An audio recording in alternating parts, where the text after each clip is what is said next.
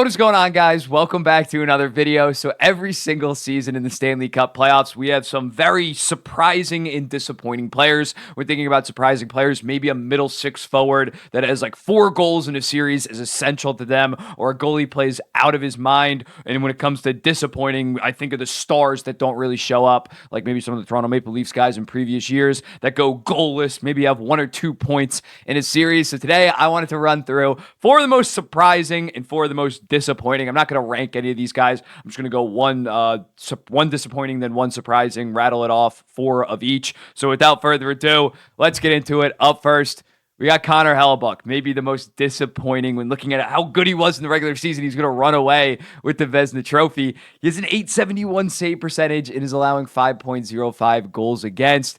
First game, we thought, oh, they got the win, and Hellebuyck played bad. They're going to be set. But the past 2 games, he has not risen to the occasion. And while the Winnipeg Jets are playing horrible team defense, they actually lead the entire NHL in expected goals against, something that you do not want to lead. You want to lead in expected goals, not expected goals against. They're allowing 3.4 expected goals against per game, which is worse. Only the Vegas Golden Knights are above 3 at 3.5. But again, Hellebuyck's allowing 5 a game. He has not been good enough, even considering these defensive woes from guys like Neil Pionk. It's just unacceptable for Connor Hellebuyck, a guy that we thought was really going to solidify himself as the best goalie in the entire NHL this season, had one of the deepest teams that he's had in Winnipeg. And in these last 2 games, he has not been nearly good enough. The Winnipeg Jets are going to win the series at this point, down 2-1. He needs to steal probably not just 1 game, 2 games at this point, because I do think the Colorado, in terms of skaters, are going to overwhelm the Jets. So he needs to play fantastic down the stretch here, and it starts today at 2:30. I'm recording this at like 2 o'clock, so for all you know, you could be watching this after Connor Hellebuyck puts up a goddamn shutout. But right now, heading into Game 4, he has been arguably the most disappointing player in the entire NHL. Next up, for surprising, we're going to go more positive. Jake DeBrusk. Last year, he had 50 points in 64 games. Looked like a staple of their top 6, but then he fell off this year. Only 40 points in 80 games, so people didn't really want to re-sign him, didn't want to give him a big contract. He's been great this year in the playoffs, especially on the power play. 3 goals, 2 assists, 5 points. Yes, all 3 of those have been on the power play in terms of goals, but the special teams battle has been massive in this series. That's why Boston, in part, is up 3-1 in this series.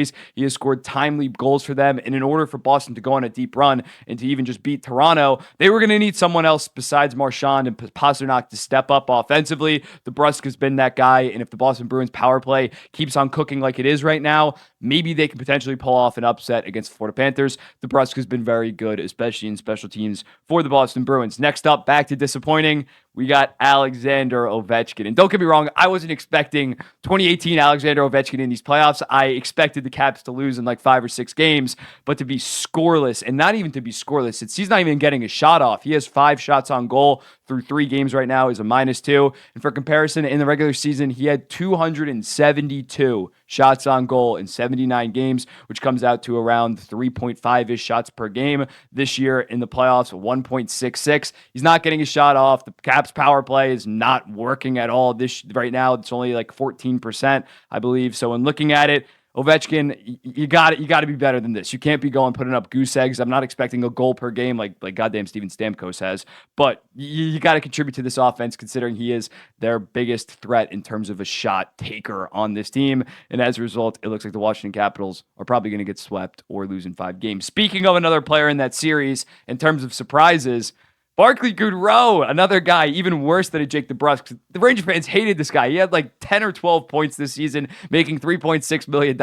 But come playoff time, he has shown up. 1 goal, 2 assists, 3 points. I was in the building, lower bowl. I saw the goal happen on the shorthanded goal. It was very nice. And overall, speaking about that Washington power play, I think Barclay Goodrow has been a massive reason why their penalty kill has been so efficient. They're killing it at 86.7%. In their series this year. Geez, I just had a brain fart thinking about those numbers. But when looking at Barclay Goodrow, he has actually been that good veteran bottom 6 forward, 4th liner that they expected when they signed him. Well, they expected him to be more so a 3rd liner, but he's been very efficient for the New York Rangers thus far. A guy that we all thought was a massive liability for the Rangers. He has actually been very good for them. And if they're going to go on a deep run, they're going to need Barclay Goodrow killing penalties and adding some depth scoring, which he has shown that he is capable of. Next up, back to disappointments. Mitch Marner. Mitch Marner, yeesh, yeesh, yeesh. He had that disgusting goal last night after Biz called him out on TNT. But in that game overall, he just seems disengaged. He's not willing to get physical. And against a team like Boston, they're not going to give you any space. So a skilled guy like Mitch Marner, if he plays soft like that, you're not going to be able to do shit. So right now, yes, he has that nice goal. He had a disgusting pass to Matthew Nyes for his other assist. But on a play-to-play basis, game-to-game basis, he's been largely invisible for the Toronto Maple Leafs, making $10.9 million. It's really unacceptable. I think when looking at it, you definitely have to look into trading him this summer, considering how bad, for the most part, he has been. And maybe he can turn it around. They're still alive. It's only 3-1, but it's not looking good for the Toronto Maple Leafs in Mitch Marner, and he is a massive reason why. They didn't have William Nylander the first 3 games. He kind of gets a pass. He's dealing with some migraines. Matthews apparently has a stomach issue. I don't know, food poisoning or something like that. I don't think that's valid of an excuse, but Mitch Marner has been fully healthy, and Mitch Marner has been disengaged for a lot of this series, and as a result, extremely disappointed, and rightfully so. Leafs fans should be pissed off at Mitch Marner. Next up, although they're down 3-1, I have been very surprised with my boy, Anders Lee. When looking at Anders Lee, he has 1 goal, 3 assists, 4 points in every single game. And I think he's just possessing the puck far better. I didn't expect that against Carolina Hurricanes team, but this regular season, he was slow as molasses. He would lose the puck almost immediately. His hands were dog shit. He's been very good in terms of sustaining pressure against the Carolina Hurricanes, especially in the last 3 games. First game, not so much, because the Carolina Hurricanes outplayed him for the most part. But for the last 3 games, I have been very impressed with Lee. And he's kind of gone from, even though he's my captain, even though he's one of my favorite Islanders of all time, I wanted the dude bought out because he had 2 more years at $7 million. To now me thinking, if he keeps on playing like this, I know it's a small sample size, he can score 25, maybe even 30 goals next season. I've been very impressed, and he's not doing it, like, say, on the top line with Horvat and Barzal. He's been able to generate a lot of offense and be a physical presence that we needed. He was really big in Game 4, so I'm pretty pleasantly surprised that Lee might actually have something left in the gas tank instead of us buying him out and having 4 more years of his cap hit like spread out. Would have been a disaster. Maybe he can bring this into next season and we could actually have something with Lee. Last disappointing guy, Pettersson, man. When looking at Pettersson, 1 assist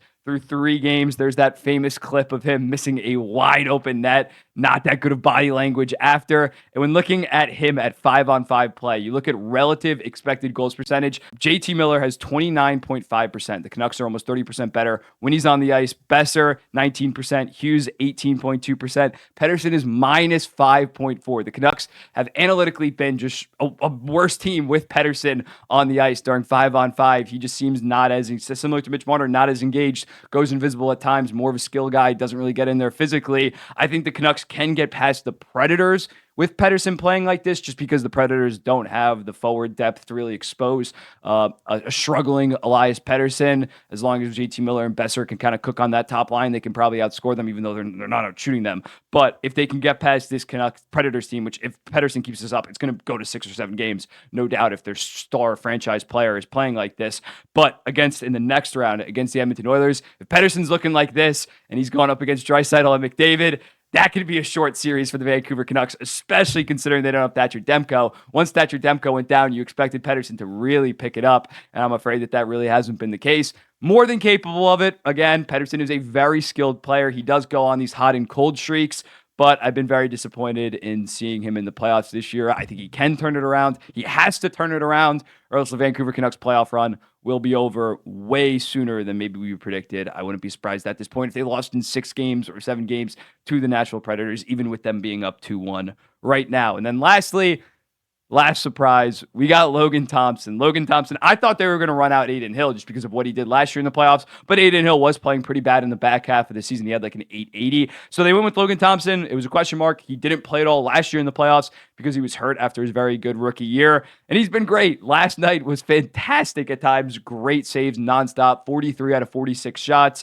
30 shots were thrown on him in the first 30 minutes. Not shot attempts, 30 shots on net. He is probably sore as hell this morning. He has a 927 save percentage, 2.33 goals against. Actually, I think it's lower because they went to overtime. I didn't adjust that properly. I think it's like 2. So when looking at it, and in terms of goals saved above expected, he's second in the entire NHL, only behind Jeremy Swayman, who has been absolutely fantastic. But I'm not that surprised that he's shutting out the Leafs and the Boston Bruins are dogging the Leafs. But when looking at Logan Thompson, yeah, I think Dallas has outplayed Vegas in these first 3 games. I think this series probably if Vegas was just getting okay goaltending, the series is probably 2-1. Thompson did let up a very big softie. I think that was in game one. Yeah. Mason Marchment, that was horrible. But beyond that, this guy has been dialed in for the most part and has really given a Vegas confidence in their netminder that we maybe didn't expect heading into these playoffs. I have been very, very impressed with the play of Logan Thompson. But yeah, here it is. The disappointments: Hellebuyck, Oetkin, Marner, Pettersson. The surprises: DeBrusk, Goodrow, Lee, and Thompson. Let me know in the comments. What do you think about this? Who are some other big-time surprises or big-time disappointments? There's guys like Marchand. He's a star player. I'm not surprised that he's dogging the Leafs, even though he's scoring 2 points per game right now. Stamkos is tearing it up as well. Not surprised that Steven Stamkos, the future no doubt Hall of Famer, is tearing it up in the playoffs. So let me know in the comments. What do you think? Who am I missing? And I'll be seeing the next one.